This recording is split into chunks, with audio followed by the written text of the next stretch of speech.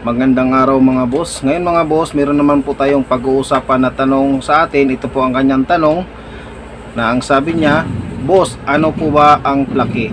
Kasi mga boss, dun sa isang video ko, sinasabi ko po kasi na para mas matagal ang kapit o mas matagal ang kulay, ang pagkapit ng kulay ng inyong silver. So hindi lang basta siya tubog ang gagawin, kailangan i-plaki. Yun po ang ating tatalakayin ngayon mga boss. Ipapaliwanag ko po sa inyo kung ano po ba ang tinatawag ko na plaki. Ganito yan mga boss. Uy anak ng mahirap. Oh no! Tindakan lang yan eh. Ginagawa mo! Kala mo hindi napapatulan ha? Ngayon mga boss, dito tayo sa ating topic, kung ano po ba ang plaki. Yun po ang tanong sa atin. So ngayon mga boss, ang plaki mga boss, ang nakakaalam lang or ang gumagawa niyan ay yung mga jewelry polisher o yung mga nagtutubog. So gusto ko lang linawin sa inyo mga boss, sa aking pagkakaalam po mga boss, hindi lahat ng jewelry polisher ay marunong magplaki.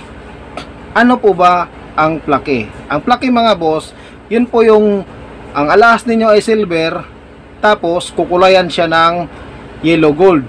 Hindi lang siya basta kulay mga boss. Kaya tinatawag namin yan na plaki kasi yung buong silver nyo mga boss, halimbawa yung kwintas ninyo, bumabalot talaga doon or nababalot talaga siya ng gold. Maski po uuriin ninyo, ikikiskis nyo sa bato at lalagyan nyo ng acid, ay gold talaga ang lalabas. Halimbawa ang gold na ilalagay ninyo sa silver ninyo ay 18K, kasi mas maganda mga boss kung 18K para mas matingkad ang kulay. So halimbawa 18K ang gagamitin ninyo, yung 18K ninyo na gold mga boss, yun din talaga ang uri din nakakapit doon sa silver ninyo kapag pinaplaki po ang silver ninyo mga boss. Kaya po tinatawag na plaki mga boss kasi yung gold niya ay lumilipat or kumakapit talaga doon sa alahas ninyo na silver. Marami na rin po akong ginawa na pagpaplaki, pero doon lang po sa aking mga kakilala o kaibigan, maski po sa sarili kong silver noon. Meron din akong silver na kwintas at silver na bracelet. So sasampulan ko kayo mga boss. Doon sa silver ko mga boss na kwintas, ang grams na meron sa silver ko na kwintas ay 15 grams. So nung pinaplaki ko yun mga boss, ako lang gumagawa nung nagplaki ako noon. Kapag nakabili ako ng 1 gram na ginto, ipaprocess ko yun mga boss. Tapos hindi po lahat ng 1 gram doon mga boss ay pumapasok doon sa kwintas ko na 15 grams. Kasi malalaman nyo yun mga boss halimbawa 15 kamukha sa akin, 15 grams yung alahas ko. Kapag nagpaki kayo ng yung alahas ninyo na 15 grams, tapos gagamitan nyo ng gold na 18K, tapos yun yung ipaprocess ninyo para magiging plaki, hindi po lahat yung 1 gram mga boss ay papasok doon sa necklace. So ibig sabihin, kasi kung papasok ang 1 grams doon sa 15 grams na necklace, so dapat magiging 16 grams. Pero hindi ganoon ang mangyayari mga boss.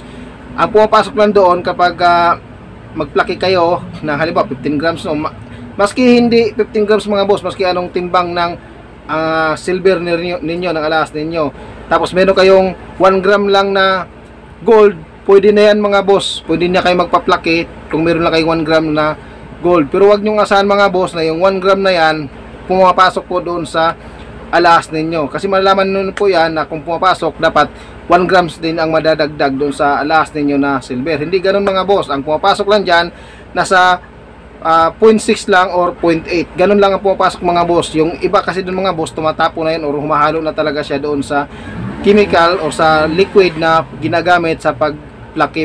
At saka pangalawa mga boss, kung lalapit kayo sa mga jewelry repair shop, sa aking pagkakaalam mga boss, hindi lahat marunong gumawa ng plaki. So i-try nyo rin mga boss sa lugar ninyo, sasabihin nyo lang kung pwede ba kayong magpa-plaki.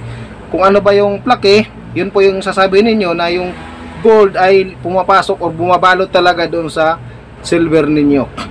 Ang process naman po sa mga boss sa pagpa-plaki ay parehas lang din po ng pagtutubog. Kung paano po tinutubog yung yellow gold, kung paano po tinutubog yung yellow gold, ganun din po ang proseso ng pagpaplaki. Yun din po ang solusyon na ginagamit, pero hindi lang po asin mabilis. Matagal po pinaprocess ang plaki. Binababad po yan, tapos pagka hango, yung gold po kasi ito po yung nakakonect sa positive, negative. Yung gold po, at ito yung mismong alahas ninyo nakakapit dito. Yung gold po dito, nakasawsaw din. Wala lang akong may pakita sa inyo na sample, pero ganito lang gagawin natin. Ito yung gold ninyo, halimbawa, ay ito yung gold ninyo na ipaplakin ninyo. Ito yung alahas ninyo na ipaplakin nyo. Yung gold po na ito mga boss, habang nakababa dun sa solusyon, yung alahas nyo mga boss ay kumukulo yan. Yung parang nagbabubbles or kumukulo yung alahas ninyo kapag kinukuryente na yan. Tapos yung gold naman dito ay natutunaw yung gold mga boss. Parehas yan mga boss na kumukulo. Kasi kinukuryente yan mga boss, kumukulo yung gold ninyo. Tapos yung alahas na naman yung silver dito ay kumukulo rin. Yung bang nagbabubbles ang buong alahas ninyo, ganon din po ang gold na pares na nakasawsaw sa solusyon. Kumukulo din po yan, nagbabubbles parehas yan, kumukulo. Tapos yung solusyon din yan, kumukulo yung solusyon dahil nga gawa ng sa kuryente. Pero di nyo makikita yan na asing yung gold ay tumatawid or bumabalot. Di nyo pa makikita yung mga boss. Ang nangyari mga boss, nandoon lang siya sa solusyon. Doon humalo sa solusyon yung gold na natunaw. Kasi kaya ko nasabing matutunaw mga boss, kasi yung gold na kasi na yun, asin numinipis po ng numinipis, nagpupulbo hanggang sa panipis ng panipis po yan.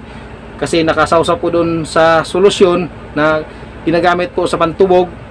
Tapos sumahalo po yung gold na yan, natutunaw siya, nagbabubble siya hanggang sa nagiging powder, humahalo doon sa liquid na ginagamit sa pantubog.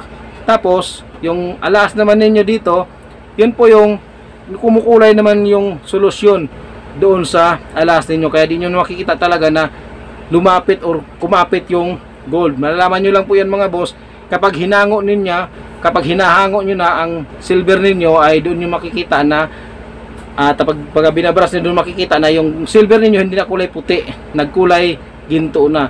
So kapag 1 grams lang mga boss, tapos ang alahas ninyo halimbawa malaki yung silver ninyo na kwintas, yung 1 grams na yan hindi ganun siya kakapal ang kumakapit doon sa buong alahas ninyo, kasi nga 1 grams lang ang gold ninyo. So mas maganda kung meron kayong ganong kalaking alahas, halimbawa 15 grams.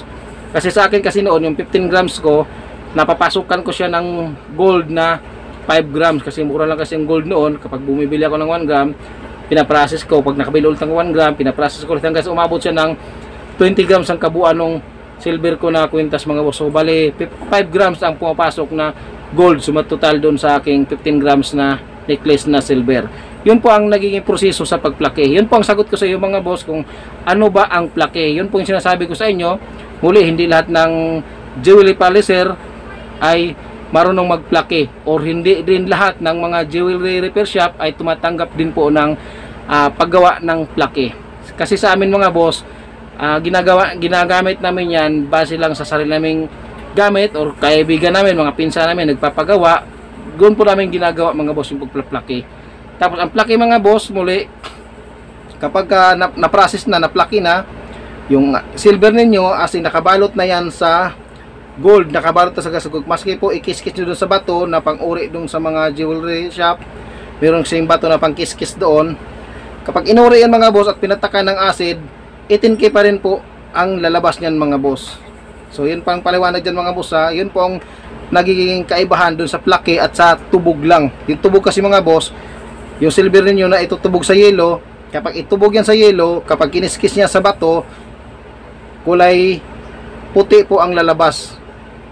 Ganon yun mga boss yung kaibahan. Kapag ang silver ninyo ay itinubog lang sa yellow gold, nagkulay gold na yung silver ninyo, nagkulay yellow na. Kapag ikiskis po yan sa bato mga boss, puti po ang makikita na kaskas doon sa bato. Gagawa lang po ako ng follow-up video dito sa ating pinag-usapan ngayon, sa pinaliwanag ko sa inyo kung ano po ba ang sinasabi ko na pagkiskis sa bato, kung anong kaibahan kapag yung yellow tapos nakatubog lang, tapos pag kiniskis, lalabas po talaga ang original na kulay ng silver kapag kiniskis doon sa bato. Yun po ang kaibahan mga boss doon sa tubog. Ang tubog ay pag kiniskis mo sa bato, puti po or silver makikita doon sa pinagkaskasan. Pero kung nakaplaki yan mga boss na balot siya ng gold, kapag kinaskas po doon sa bato, yellow po ang makikita. Yellow po makikita doon sa bato, hindi po silver. Kasi nga po yung silver nababalot na siya ng gold. Yung gold po mismo ang bumabalot doon sa silver. Hindi po kamukha ng tubog lang, yung kulay lang ang bumabalot sa silver. So sana nasundan yung mga boss ha, ang tubog, bumabalot, binabalot lang siya ng kulay. Kapag kiniskis sa bato, silver pa rin o kulay silver pa rin ang makikita doon sa pinagkaskasan sa bato. Ito yung bato mga boss na sinasabi ko. Kapag meron kayong bato na makinis na black stone, ito nga itong klase mga bato mga boss, kapag kiniskis nyo dito sa bato, yellow gold talaga ang makikita ninyo sa bato. Kahit silver po yan, basta nakaplake, yellow gold na ang makikita nyo sa bato. Kapag inuri po yan at lalagyan ng acid, kung anong uri po ng gold na pinaprocess ninyo or nilagay para magplake, yun din po ang uri na kapag pinatakan po ng acid, yun po ang uri niya. 18K pa rin po kung 18K ang ginagamit ninyo. 18K pa rin po ang inuri kapag nakaplake na siya. Hindi po kamukha ng tubog lang. Pag kinaskas dito sa bato ay puti. Kapag nakaplake, yellow pa rin ang kinakaskasan niya. Kapag nilagyan ng acid, gold talaga ang makikita, hindi siya nabubura. Kasi nakabalot talaga ang silver ninyo. Kapag nakaplake, nakabalot talaga siya sa ginto. So yun po ang kaibahan mga boss sa tubog at sa plake. Kasi nagtanong sa akin kung ano daw po ang plake. So yun po ang sagot ko mga boss kung ano ang plake. So muli mga boss, sa aking pagkakaalam, hindi lahat ng jewelry repair shop ay tumatanggap ng plake. So try na lang ninyo sa lugar ninyo kung mayroong mga gumagawa ng plake. Kasi kung mag-comment kayo sa akin mga boss, kung pwede ba kayo magpagawa sa akin, pwede pong akong gumawa mga boss.